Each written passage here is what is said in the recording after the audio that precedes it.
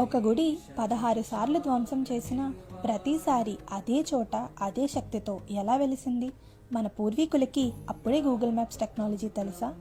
ఈరోజు మనం మాట్లాడుకోబోయే గుడి గుజరాత్లో ఉన్న భారతదేశపు మొదటి జ్యోతిర్లింగం సోమనాథ్.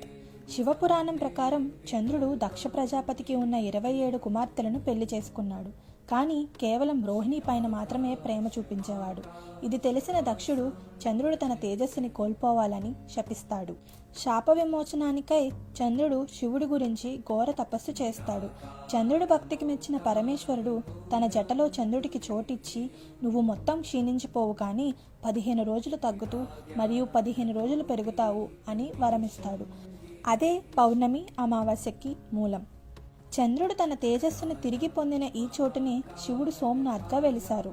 ఇక్కడ ఇంకొక అద్భుతం కూడా ఉంది. అదే బాణస్తంభం. ఈ స్తంభం పైన ఉన్న యారో డైరెక్ట్గా సౌత్ పోల్ వైపు చూపిస్తుంది. స్పెషాలిటీ ఏంటంటే ఈ పాయింట్ నుండి అంటార్కిటికా వరకు మధ్యలో ఎటువంటి భూమి లేదు. వేల సంవత్సరాల క్రితమే మన పూర్వీకులు ఈ అబ్స్ట్రక్షన్ ఫ్రీ పాత్ని కనుక్కున్నారు అంటే ఇది ఒక ఇంజనీరింగ్ వండర్. మీరు ఎప్పుడు సోమనాథ్ వెళ్తున్నారో కమెంట్ చేయండి. మరికొన్ని కథల కోసం ఫాలో అవ్వండి. Her her Mahadev.